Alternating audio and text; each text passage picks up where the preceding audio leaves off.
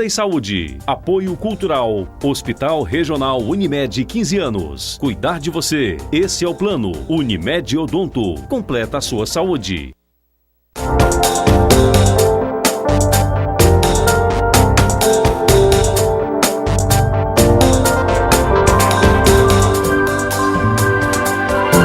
Glaucoma, catarata, conjuntivites, miopia. Estas são algumas das doenças oculares mais conhecidas pela população, mas elas são muitas e podem causar sérios problemas, inclusive a cegueira. Você sabia, por exemplo, que há mais riscos de complicações usando lentes de contato de forma errada do que numa cirurgia para correção de miopia, astigmatismo e hipermetropia? Conheça ainda a síndrome do olho seco e por que o glaucoma é uma doença tão perigosa quando não é devidamente diagnosticada e tratada. E se você é daqueles que não se preocupa com a escolha dos óculos e usa colírio indiscriminadamente, é bom ter cuidado. Tudo isso no Vida e Saúde dessa semana, que já está começando.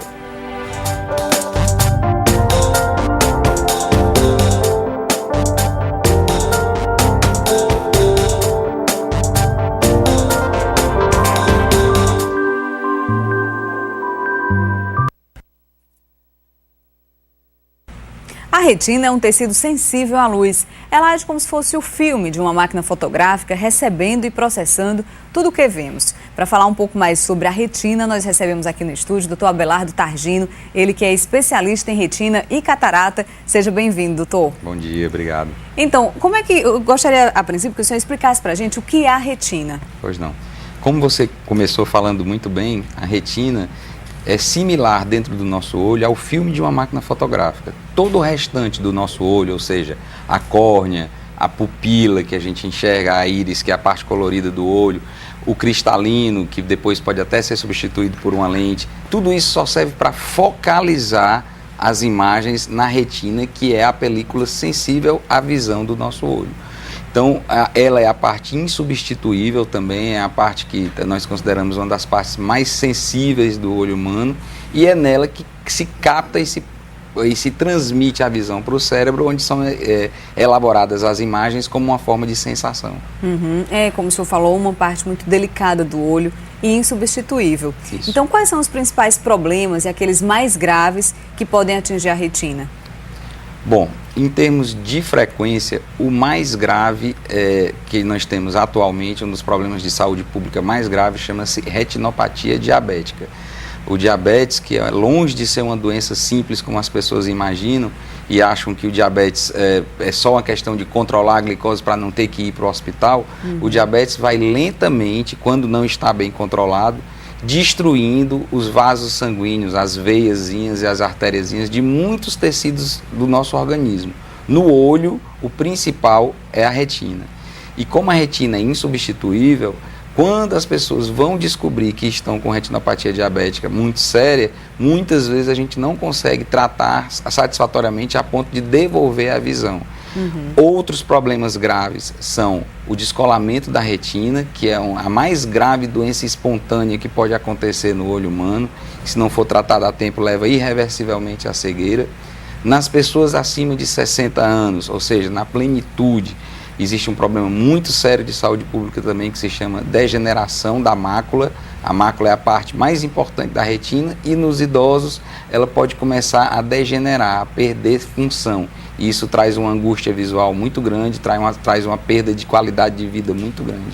Certo. Outras doenças também que podem acontecer com a retina são tromboses, acontecem às vezes oclusões das veias da retina, como pode acontecer trombose em outras partes do corpo, pode acontecer na retina também, e isso normalmente é grave e precisa ser tratado.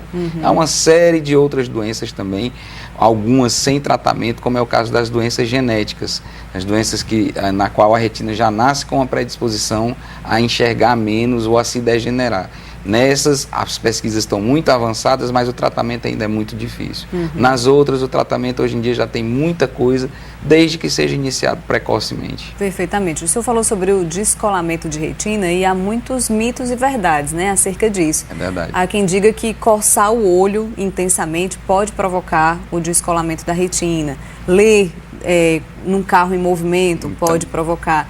Realmente isso é mito ou verdade, doutor? Eu lembro demais da minha avó e das minhas tias dizendo: menino, não lê dentro do carro, não lê dentro do ônibus, que isso dá descolamento de retina. Isso é um mito. O coçar o olho é controverso. Pancadas, traumatismos grandes na retina podem realmente causar pequenas rasgaduras na retina, e é isso que inicia normalmente o descolamento de retina. Porém, 99,9% dessas rasgaduras acontecem espontaneamente, sem que a pessoa seja culpada.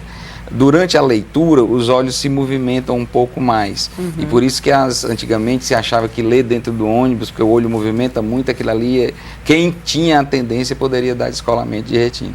Mas hoje a gente sabe que durante o sono, quando a gente está dormindo, existe uma fase do sono muito importante que chama-se fase dos movimentos rápidos do olho, que o olho se movimenta 10 vezes mais rápido do que durante a leitura. E a gente não vai deixar de dormir por conta disso. Então, não, claro, as pessoas que têm muita tendência a ser descolamento de retina, como é o caso das pessoas que têm miopia alta ou das pessoas que têm outros casos de descolamento de retina na família, essas a gente toma um certo cuidado a mais, evita esportes violentos, possibilidade de pancada, mas não é uma atitude comportamental, ou seja, ler ou usar a vista no computador, alguma coisa desse tipo que causa o descolamento. É mais um processo espontâneo do próprio olho. E como é que é o tratamento? E é um problema que dá sinais, assim, que seja ali o alerta para buscar logo o médico e tentar resolver o quanto antes? Na maioria dos casos há sinais, mas são sinais sutis. Muitas vezes a pessoa deixa passar. Como eu lhe disse, a grande maioria dos descolamentos de retina começa com uma pequena rasgadura espontânea. Ela se rasga. Ela é uma película muito fininha que fica forrando o fundo do olho da gente, e ela pode começar a ser repuxada por um líquido gelatinoso normal que tem dentro do nosso olho, que se chama vítreo. Quando está nessa fase de repuxamento, pode haver alguns sinais que são flashes de luz espontâneos. A pessoa acha muito estranho, começa a ver flashes de luz, uma série de moscas aparecendo de uma vez na visão também, manchas, pequenas manchas, e isso significa não o descolamento, significa que está havendo repuxamentos na retina. Se esse repuxamento... um risco de descolamento, né? É muito importante dizer que mosquinhas que a pessoa já tem há muito tempo são normais. Praticamente todo mundo, a partir de uma certa idade, vai aparecer um mosquitinho, isso não é causa de angústia. Porém, quando a pessoa está sem nada dessas moscas e elas aparecem enxuvarada, aparece uma enxurrada de mosca e fica lá, não é uma coisa só durante 1 minuto ou 2, não, isso é preocupante e deve ser procurado então um médico, um oftalmologista que faça o exame de mapeamento da retina, que é o exame que vai ver a parte mais periférica, mais difícil de ser examinada da retina e ver se há algum risco de descolamento de retina ou não. Quando já há a ruptura e o descolamento já começou, o principal sintoma é uma perda do campo de visão. A pessoa vai vendo uma sombra, que essa sombra começa a progredir de baixo para cima, ou de cima para baixo, ou na lateral. Uma sombra cega mesmo, porque a parte da retina que está descolada, ela não consegue enxergar. Então é como se fosse uma cortina que vai se fechando, em alguns casos lentamente, outras não. O paciente muitas vezes não é atento a isso. Às vezes ele acha que é um problema do óculos, se ele já tiver catarata, ele pode pensar que é da catarata e vai perdendo muito tempo. Então, um dos maiores objetivos, e parabenizando o seu programa, é conscientizar as pessoas para que fiquem atentas. Coisas anormais não devem esperar muito tempo para serem pesquisadas, né? Se está muito diferente a sua visão, procure um especialista. Muito obrigada, doutor. E com relação ao tratamento, uma vez confirmando que houve o descolamento da retina, há formas de tratar e devolver uma visão normal de novo a esse paciente? Como é que é? Sim. Se o descolamento for surpreendido na fase muito inicial, quando tem só a rasgadurazinha, é feito no consultório mesmo. Uma aplicação de laser, na maioria dos casos, resolve, é praticamente indolor, rápido e funciona muito bem. Se já houver a cortininha de visão sendo perdida, ou seja, já tiver o descolamento, aí é caso para cirurgia. E se essa cortina já tiver chegado mesmo ao centro, que aí a pessoa realmente perde totalmente a visão, é feita uma cirurgia também, mas as condições de recuperação não são tão perfeitas como aqueles casos em que está apenas uma perda parcial da visão. Então, a cirurgia é feita com internação, mas a pessoa vai para casa no mesmo dia, depois da cirurgia, na maioria dos casos, e é feito também, na maioria dos casos, com anestesia local. Muito repouso no pós-operatório, mas diferente do que era há 20 anos atrás, quando era praticamente condenar uma pessoa com descolamento de retina a não ter uma vida normal mais, o sucesso hoje em dia é muito alto, as taxas de recuperação superam os 90% dos casos, e essas pessoas recuperadas voltam a ter uma vida produtiva e normal. Bacana. O senhor falou também sobre um dos problemas da retina, a degeneração macular, não é isso? Isso só acontece a partir dos 60 anos, e quais são as causas?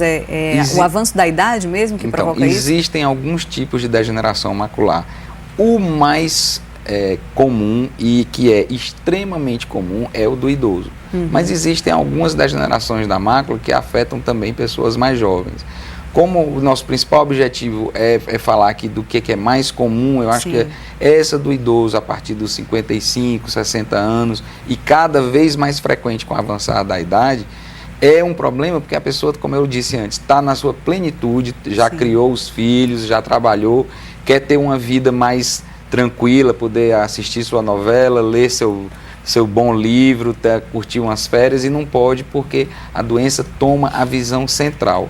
Ela começa com uma sensação de que a visão está distorcida, de que as letras não estão bem encontradas, mesmo com óculos. Normalmente a pessoa às vezes espera um pouco demais porque acha que é só dos óculos. Óculos nunca muda de um dia para o outro, gente. O óculos vai ficando fraco com o passar do tempo. Você não vai aqui, semana passada está lendo bem e nessa semana você já está com as letras todas tortuosas. Então, e depois disso começa a aparecer uma mancha no centro da visão que impede do olho enxergar as letras, impede da pessoa olhar para o rosto das pessoas e ver as feições, mas não impede a visão lateral, não impede a visão periférica. Nessa fase inicial, a doença é tratável, e é tratável com medicamentos. É um tratamento longo, é um tratamento feito em clínicas especializadas, por especialistas em retina, mas ela ainda é muito bem tratável. Os medicamentos conseguem evitar a perda grave de visão em praticamente 80% dos casos desse tipo de degeneração, que é o tipo de degeneração molhada, úmida, que é com vasos sanguíneos anormais. E qual é o exame que detecta se já há essa degeneração? Bom, o primeiro exame é feito por qualquer oftalmologista. Ele mede a visão da pessoa e tem que prestar atenção, o oftalmologista tem que prestar atenção à queixa da pessoa. Se a pessoa está dizendo, não, eu estou enxergando, mas está tortuoso. Então ele faz mais alguns testes, simplesmente com um papel quadriculado, que a pessoa diz, olha, essas linhas aqui eu estou vendo tudo torto, não era assim semana passada e agora está desse jeito. Então isso abre para o oftalmologista uma suspeita de que seja uma degeneração macular. Normalmente ele encaminha, se ele não tiver na clínica dele, para uma clínica que tenha exames especializados em retina. Os nomes dos mais comuns são angiografia, um exame que estuda os vasos sanguíneos do fundo do olho, e OCT, que é uma tomografia feita com luz do fundo de olho. Então, as clínicas que dispõem desses equipamentos fazem o diagnóstico e propõem o tratamento. Perfeito. Doutor, nós vamos fazer uma pausa agora, mas no próximo bloco vamos conversar sobre catarata. Quem acha que este é um problema só dos mais velhos, está enganado. Vida e Saúde volta já.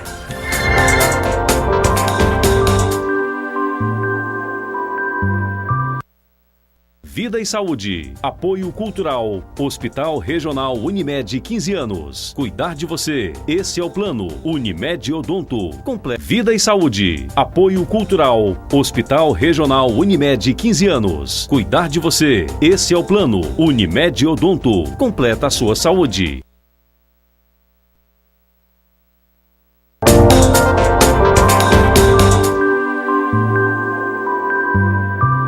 A catarata é uma lesão ocular que atinge e torna opaco o cristalino. Como os raios luminosos não conseguem mais atingir plenamente a retina, o portador da catarata tem dificuldade para enxergar com nitidez. A doença pode ser congênita ou adquirida. Doutor Abelardo, a principal causa, eu acredito que uma das principais causas da catarata é o envelhecimento, não é? Mas é uma doença que também pode atingir os mais jovens?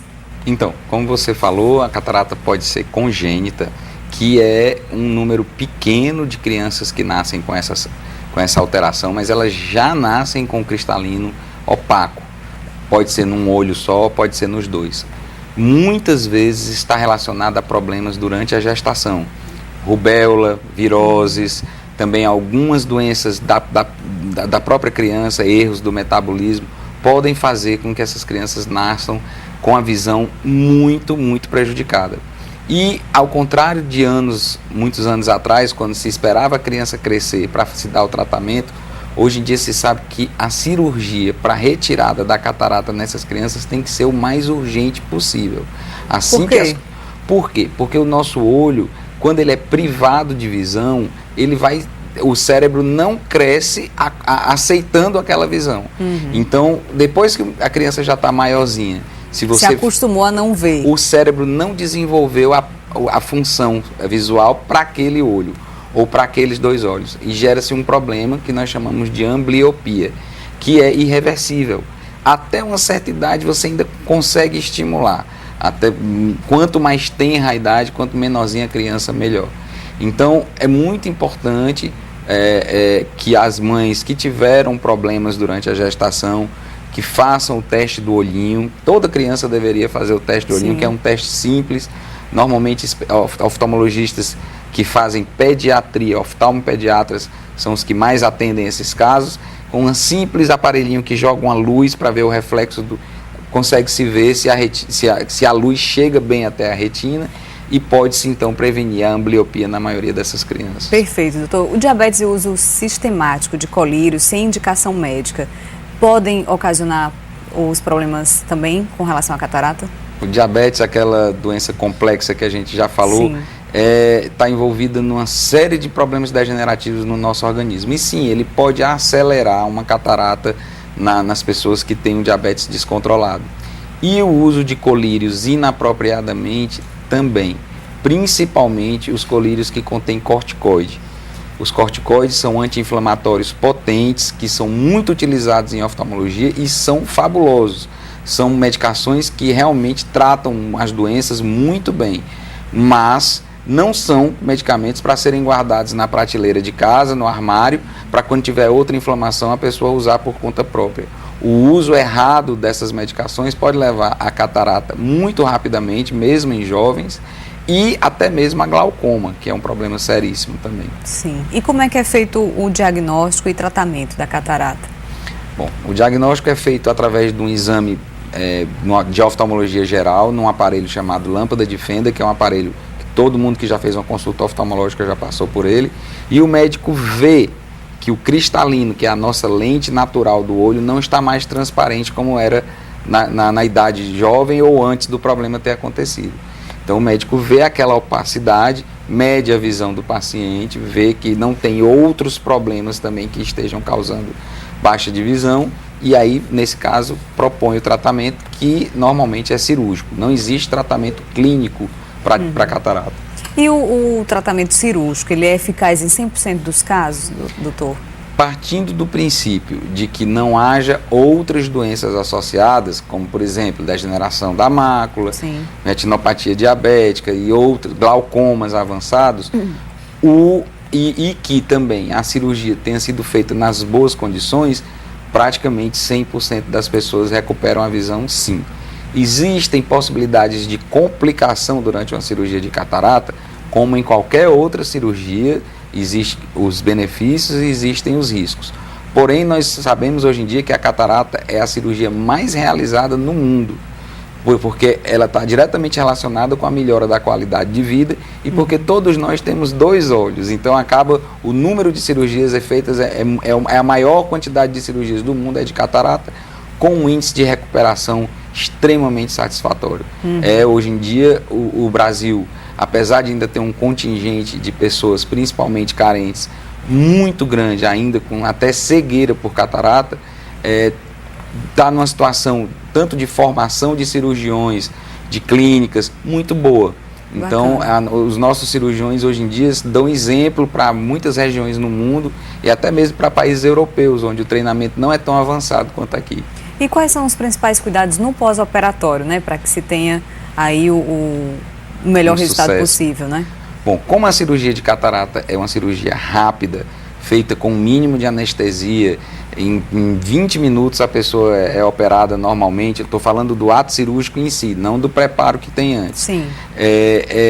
As pessoas às vezes podem achar que a coisa é simples demais e no dia seguinte também já querem estar fazendo todas as atividades, o que não é recomendável. Há que se ter o mínimo de repouso no pós-operatório. Esse repouso não é preso no leito, mas evitar principalmente as fontes de infecção, bactérias, fungos e outros agentes que possam penetrar pela cirurgia e causar infecções. Então, evitar isso, usar os colírios prescritos no pós-operatório apropriadamente e comparecer às consultas pós-operatórias.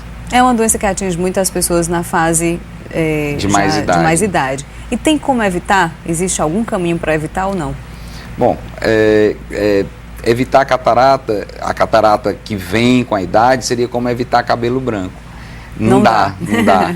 Eventualmente vai chegar. Algumas pessoas são mais predispostas do que outras, mas você vê pessoas de 80 anos que ainda têm cabelos com bastante apenas cor. Grisalhos, Grisalhos, né? Só. E outras pessoas que com 45 anos já estão com a cabeça totalmente branca. Isso é como a catarata. O cristalino pode opacificar mais rápido ou mais lentamente. Mas vivendo bastante, todos nós teremos catarata um dia. Então... E é uma doença que pode reincidir mesmo depois da cirurgia? Ela pode voltar? Não, porque na cirurgia o cristalino é totalmente removido. Resta do cristalino só 2 pequenas películas que servem de apoio ao cristalino artificial. Sim. Que nós implantamos na cirurgia. Esse cristalino artificial, conhecido como lente intraocular. O máximo que pode acontecer no pós-operatório é que uma dessas películazinhas começa a ficar turva também. Isso acontece meses ou anos depois da cirurgia, raramente é mais cedo. Mas não precisa operar de novo. Faz só uma aplicação de um laser especial que abre essa película, que não é mais necessária, e aí a pessoa tem o resultado total da cirurgia novamente. É comum, assim, depois que o paciente passa por uma cirurgia de catarata, ter a necessidade de voltar sempre ao médico com queixas de perda de visão. Normalmente é por causa de outras complicações que a idade mais avançada também já traz, Exatamente. Né? Se a cirurgia de catarata foi bem sucedida, a pessoa recuperou a visão, voltou a trabalhar, voltou a fazer ou a ter sua vida normal, e meses ou anos depois ela começa a sentir que está baixando a visão, 2 possibilidades. Ou essa películazinha que eu falei que precisa de um simples laser para resolver, ou uma outra doença e que a pessoa tem que estar atenta, porque só porque operou catarata não está livre de ter o resto. Então tem que ir atrás. Bacana, doutor, pois eu quero lhe agradecer pela participação aqui com a gente, tá? Muito obrigada. Obrigado a você. E até uma próxima oportunidade. Muito obrigado. Bom, e no próximo bloco nós vamos falar sobre o uso indiscriminado de colírios e os cuidados na hora de escolher o óculos escuro. É daqui a pouco.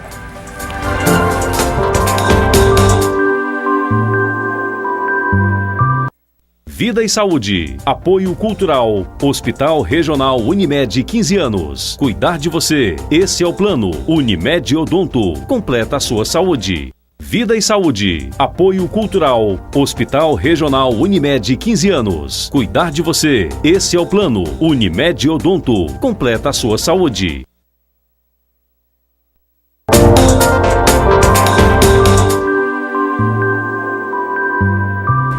Os óculos escuros ou de grau de baixa qualidade não oferecem garantia de proteção. Pelo contrário, podem até causar danos à visão. A sensação de calor, o sol forte também incomoda os olhos. Para se proteger, os médicos recomendam o uso de óculos escuros. Essa cabeleireira tem bastante sensibilidade à luz do sol. Eu uso por necessidade, que eu fico morrendo de dor de cabeça, né? Quem usa alia o charme à necessidade. Com o sol que a gente está hoje, é necessidade também. Eu uso por causa da minha vista, tenho um problema de vista já e eu sempre é um descanso. É charme. Para muitos, o acessório é quase uma obrigação. Nájila tem astigmatismo. Lacrimeja o olho no sol, aquele desconforto todo. E o óculos dá aquele conforto e não fica tão... O sol é muito quente e não tem como a gente sair no sol sem óculos, é horrível. Óculos escuros comprados em qualquer lugar podem causar um incômodo bem maior que o desconforto da luz do sol. Eu já comprei óculos na rua, né, e eu fico tonta, eu me sinto meio tonta, a visão minha, aí eu não confio. No centro da cidade, eles são vendidos indiscriminadamente. Os modelos são convidativos, os preços também. A maioria não custa mais que R$30. Muitos seguem as tendências da moda. Esse é o modelo do Neymar. Tem esse outro modelo aqui também. Óculos de grau comprados sem nenhuma orientação médica também podem causar problemas.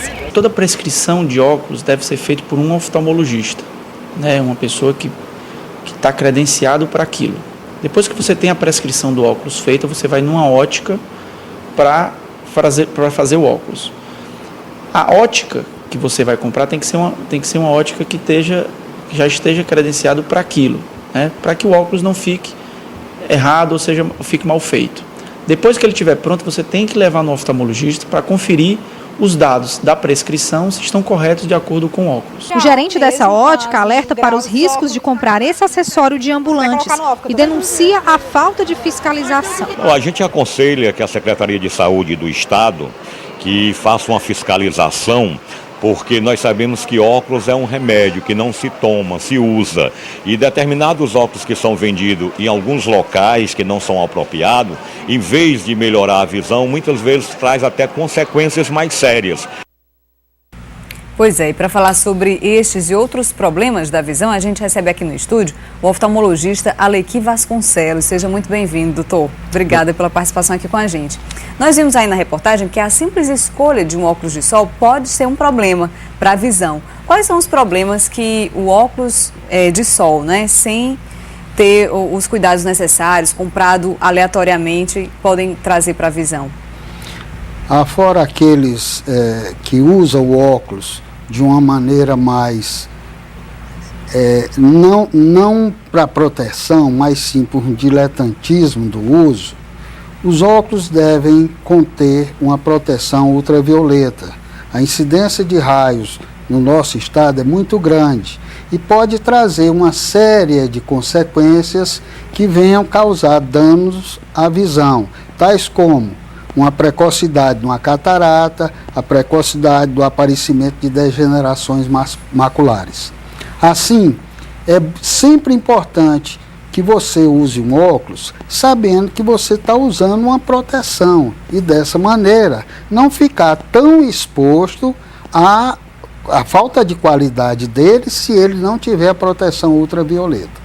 Pois é, doutor, e o óculos de grau, quando é comprado assim aleatoriamente, às vezes existem banquinhas no centro, até alguns estabelecimentos comerciais que vendem óculos prontos. A pessoa chega lá, experimenta, consegue enxergar um pouco melhor com aquele grau e adquire o óculos e passa a usar diariamente, não é? Isso. É um erro grave e pode trazer também consequências, não é? Olha, o uso de óculos com prescrição, ele deve ser precedido, primeiro, de uma consulta e, segundo, de uma boa confecção, aonde aí vai ter todos os cuidados próprios para aquele tipo de ametropia que está sendo corrigido.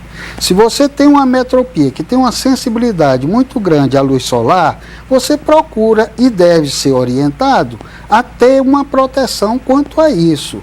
Agora, isso tudo só um especialista em ótica é capaz de colocar para o cliente, para ele decidir as vantagens ou não de adquirir esse óculos. Afinal de contas, é o cliente que vai ter, digamos, o direito da escolha. O uso dos colírios de forma indiscriminada, doutor, também podem representar um risco à saúde dos olhos, né? Certamente. Existe aí uma onda de uso dos colírios lubrificantes, às vezes quem usa lente ou quem sofre um pouco com o nosso clima, né, que é muito quente, muito seco. Enfim, eles também impõem riscos à visão? Olha, a gente tem que levar em consideração que o colírio é um medicamento e todo medicamento deve ser precedido de uma consulta. Não é de boa qualidade você usar um medicamento sem ter um diagnóstico e uma indicação apropriada para o seu uso. Muitas vezes a gente guarda um restinho para numa eventualidade se usar. essa não é a forma de se usar um medicamento. O medicamento deve ser prescrito e usado na forma que o médico fez a prescrição. Assim, o colírio também deve ser visto como medicamento para a melhoria da visão. Nunca guardar, nunca usar um colírio que alguém indicou que não seja médica. A pessoa que vai sob uma orientação dessa, corre sérios riscos desse colírio não trazer o benefício que ela espera, trazendo muitas vezes consequências desagradáveis e consequências que possam causar dano definitivo à visão. Por exemplo, doutor?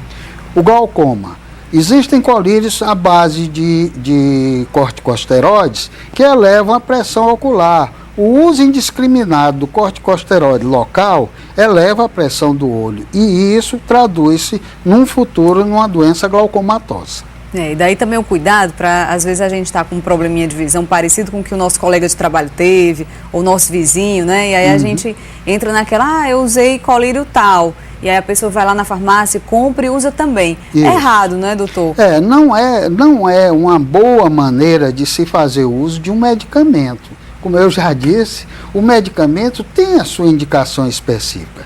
Tá certo, existem colírios chamados adstringentes, que são aqueles colírios que a gente pode até ter em casa, num passeio, numa viagem, num banho de piscina, após um banho que tenha caído um sabonete ou um shampoo nos olhos. Esses colírios adstringentes, geralmente, pela indicação médica, são usados nessas circunstâncias. São circunstâncias em que o próprio colírio tem a sua indicação especificada por quem prescreveu.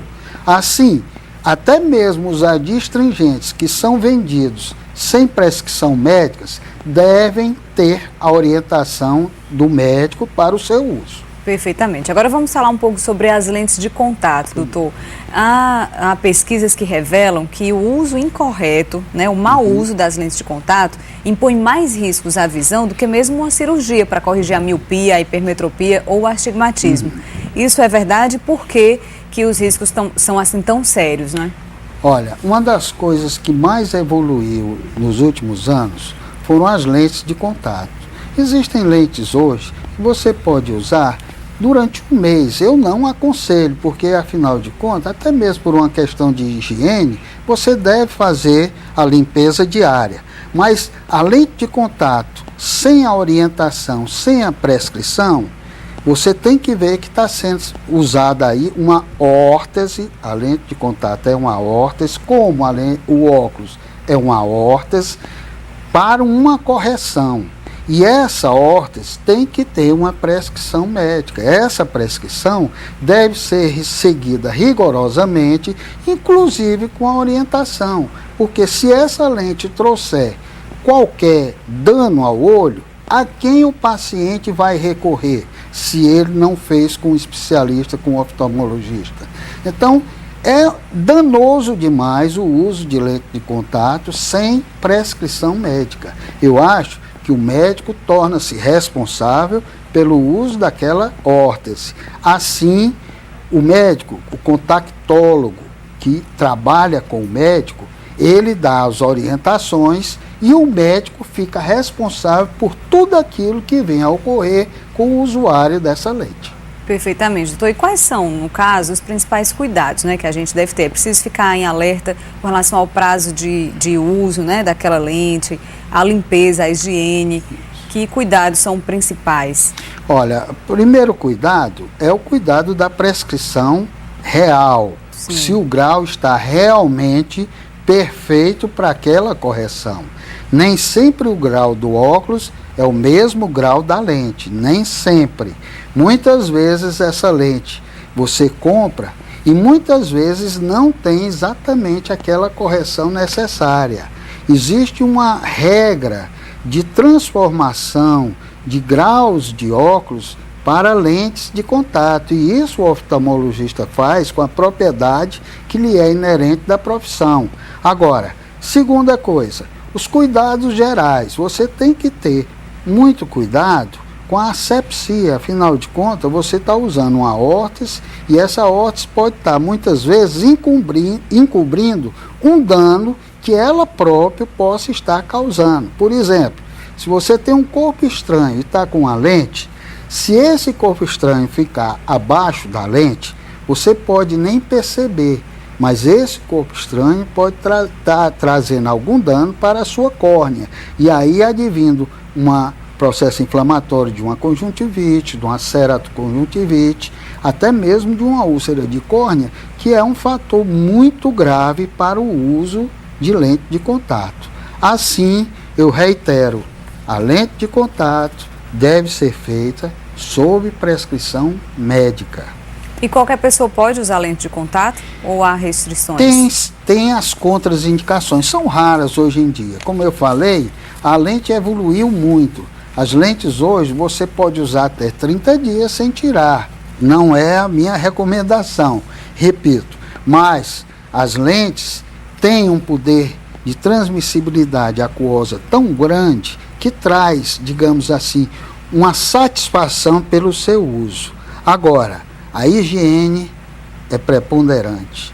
Os cuidados próprios do uso dos produtos para esterilização da lente é preponderante. Os cuidados que devas ter com as mãos para a gente não tocar os olhos no uso da lente de contato é preponderante. Todas essas orientações o oftalmologista dá através do seu contactólogo, exatamente para que você tenha um bom uso e uma perfeita satisfação de uso da lente. O senhor falou sobre as úlceras, né, da córnea como uma das consequências para um mau uso da lente. O que é a úlcera e em que proporção isso pode comprometer a visão do paciente? A úlcera de córnea é um fato grave no usuário da lente de contato. Haja vista que muitas vezes essa úlcera advém do mau uso da lente de contato. A lente de contato deve dar satisfação absoluta ao usuário. Se ele não tiver essa satisfação, ele não está sendo bem assistido para essa lente. A úlcera nada mais é do que uma lesão do epitélio da córnea que traz intensa dor, que traz intensa vermelhidão no olho, e isso já é um sinal de chamar a atenção para que seja visto por um especialista. Perfeito, doutor. Nós vamos fazer mais uma pausa agora. Daqui a pouquinho nós estaremos de volta. No próximo bloco vamos falar sobre o glaucoma e a síndrome do olho seco. Vida e Saúde volta já.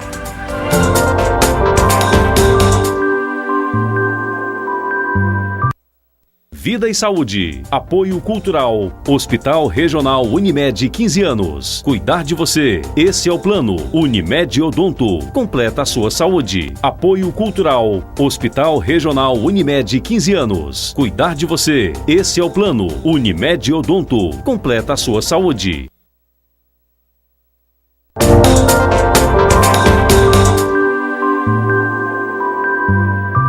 O glaucoma é uma doença que pode levar à cegueira quando não é devidamente diagnosticado e tratado. A tecnologia tem ajudado na hora de diagnosticar a doença e a prevenção ainda é a melhor aliada de muitos pacientes. O glaucoma é um conjunto de doenças oculares que provocam dano ao nervo óptico. Uma doença silenciosa que em muitos casos resulta em um aumento da pressão intraocular. Alguns fatores contribuem para causar a doença. A pressão ocular é o principal fator de risco, que é o único que a gente consegue agir em cima dele. Quer dizer, você consegue baixar a pressão ocular. Você sabe que a raça é um dos fatores de risco também. A raça negra ou a raça amarela podem desenvolver outros tipos de glaucoma. Certo? A idade também funciona como fator de risco. Quer dizer, quanto mais velho o paciente, maior seria a chance de vir a desenvolver glaucoma. O glaucoma é assintomático. A tecnologia evoluiu ao longo do tempo para possibilitar um diagnóstico mais precoce. A pressão ocular ela é medida por um aparelho, o tônoma de aplanação, que é o mais comum, é o mais conhecido, e ele aplana essa córnea, que ele encosta na córnea e aplana. Ora, quanto mais grossa, quanto mais espessa for essa córnea, mais alta vai dar a pressão, porque ele vai ter que fazer mais força para aplanar essa córnea. Quanto mais fina essa córnea for, mais baixa essa pressão vai ser. O tratamento da doença vai desde medicamentos até cirurgia. Em alguns casos, o laser também é utilizado. Quando você não consegue controlar bem a pressão do paciente, quando o paciente mesmo com tratamento continua a apresentar piora, aí você opta por outros tratamentos, como as intervenções a laser ou as intervenções cirúrgicas. Muita gente ainda pergunta, doutor, existe cirurgia para o glaucoma? Existem vários procedimentos cirúrgicos para o glaucoma, e há muito tempo, e são bastante eficientes. A única maneira de prevenir a doença é indo ao médico. Através do exame normal, você já consegue examinar, você já consegue ver, saber se o paciente tem glaucoma, quer dizer, já é um grande passo nesse sentido. Fora toda a história clínica que é vista, você vê da hereditariedade, todos esses fatores que juntos vão ajudar a dar o diagnóstico de glaucoma. Quem tem casos de glaucoma na família deve ter cuidado redobrado. Pacientes têm pais glaucomatosos, pai, mãe, que têm colaterais, quer dizer, irmãos com glaucoma, também têm uma chance maior de virem a desenvolver o glaucoma. Não quer dizer que eles vão ter necessariamente, mas devem ficar vigilantes. Ok, doutor Alequi, por que nas raças negra e amarela o glaucoma ocorre com mais frequência? Olha, existe um dado estatístico mostrando que essas raças têm uma prevalência maior do glaucoma. Na raça negra se explica pela possibilidade de deposição de melanina no canal de Schlemm. O canal de Schlemm seria, digamos, aonde drena o líquido que é produzido pelo olho para que ele não dê uma hipertensão pela falta do seu escoamento. Vamos imaginar uma coisa assim bem simples. Eu vou fazer aqui uma analogia com uma caixa d'água. Você tem um cano que abastece essa caixa d'água, que nós aqui no Ceará temos a CAGES, e tem o ladrão da caixa d'água, que é o cano que deixa sair o excesso de água. Então, esse equilíbrio hidrodinâmico é que dá exatamente o equilíbrio pressórico. No olho também funciona semelhante a isso. Existe uma produção de humor aquoso que permeia a câmara anterior e posterior do olho, e existe um anel em volta da córnea, subcorneano, que deixa drenar o excesso desta produção.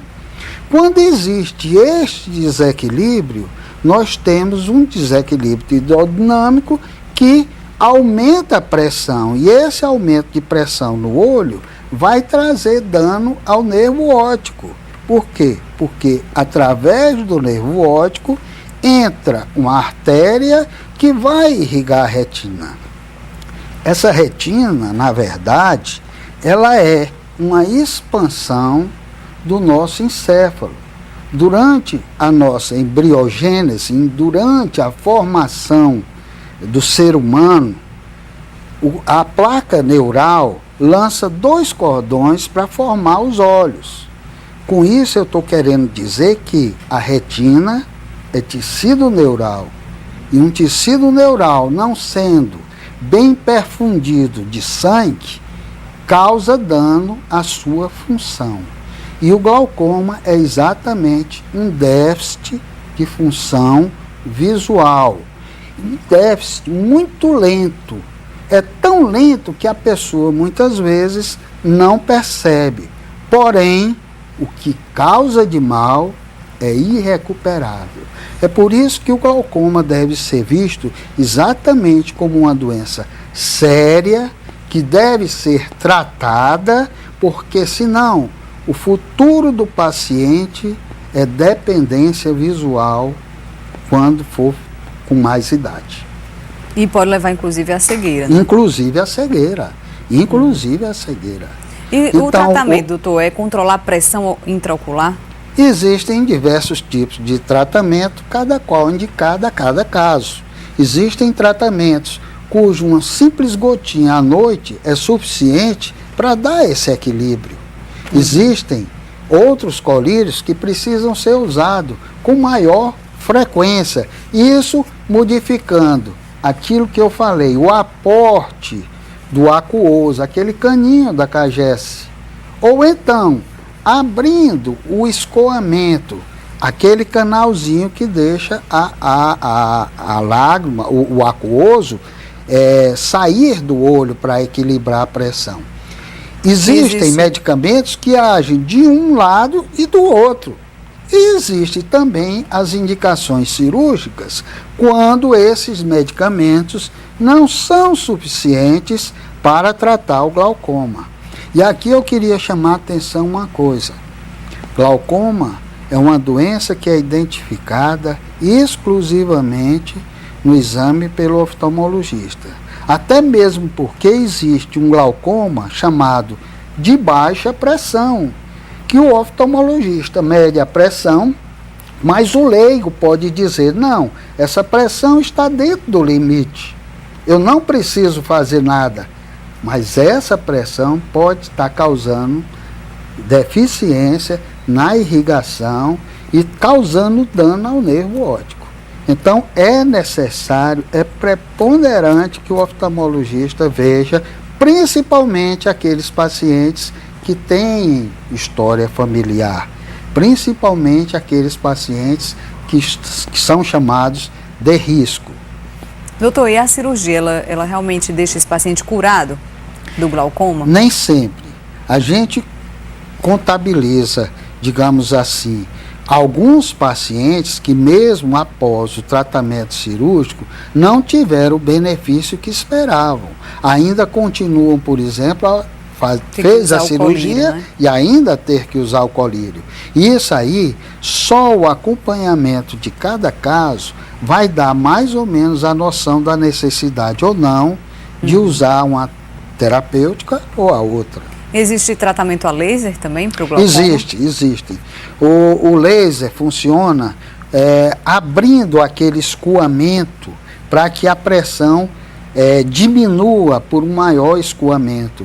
Existe um laser que é aplicado pelo oftalmologista exatamente naquele canalzinho que dá aquele escoamento. Hoje em dia a tecnologia está bem avançada e Fortaleza nós podemos contar aqui com grandes profissionais. Digamos assim, eu reputo que uma pessoa hoje cegar por glaucoma é um ato de que mostra que nós médicos não fomos suficientemente convincentes que ele tinha uma doença que no futuro levaria a essa cegueira. Então nós temos essa obrigação de convencer o paciente que ele tem uma doença que não sente mal-estar, não sente dor. Muitas vezes ele nem acredita ter essa doença. Mas o diagnóstico é essencial e necessário porque o futuro dele, se não tratar, é a cegueira. Pois é, doutor, agora a gente vai mudar um pouco de assunto, vamos falar da síndrome do olho seco. Muitos pacientes sofrem com essa síndrome, né? Eu gostaria que o senhor explicasse o que é, como é que ela se caracteriza e se manifesta no paciente. Olha, o olho precisa da lágrima para que haja a umidificação desse olho e o contato que nós temos com o meio ambiente não trazer aquele dano que sem essa lágrima traria. Como funciona o sistema lacrimal? A cada piscada que nós damos, nós produzimos lágrimas e essa lágrima vai dar a formação do filme lacrimal. O filme lacrimal é tão importante que, veja bem, é uma coluna d'água que fica em pé. Ela é contida pelos bordos da pálpebra. Se esses bordos palpebrais não são perfeitos, você fica com o olho chorando sempre. Assim, eu quero mostrar que a lágrima é essencial como qualquer outro fluido que nós possamos ter no olho, como o aquoso. Assim, um bom lacrimejamento garantirá uma boa função visual. Um mau lacrimejamento pode não dar essa boa fisiologia, trazendo danos irreparáveis. Existe uma série de condições que causam essa diminuição de lágrima. Por exemplo, o uso de certos medicamentos que são indicados muitas vezes para outras patologias, mas que têm em consequência na produção da lágrima. Eu vou citar aqui como exemplo os beta-bloqueadores. Os beta-bloqueadores são utilizados muitas vezes em cardiopatias, muitas vezes em hipertensão, muitas vezes em outras síndromes não oculares, para cura daquele mal. Porém, eles dão uma diminuição na produção de lágrima. É o efeito colateral, né, o doutor? efeito colateral deles. E aí a indicação é procurar o oftalmologista, né? Se estiver sentindo esse olho seco, esse incômodo, e tratar da melhor maneira, né? Essa procura é essencial, porque, veja bem, muitas vezes eles só dispõem daquela medicação para tratar a patologia de base. Assim, é necessário muitas vezes equilibrar, né? um equilíbrio terapêutico, entendeu? Perfeitamente. Então, existe no mercado uma série de produtos que dão esse equilíbrio. É certo que eles vão de ter que usar durante muito tempo, mas vão garantir o bem-estar e a qualidade visual, né? Exatamente. Doutor, muito obrigada pela participação aqui com a gente, tá? Foi um prazer. Eu espero contar com a sua participação em outra oportunidade. Obrigado. E é isso, o Vida e Saúde de hoje fica por aqui. A gente se encontra na próxima semana. Até lá!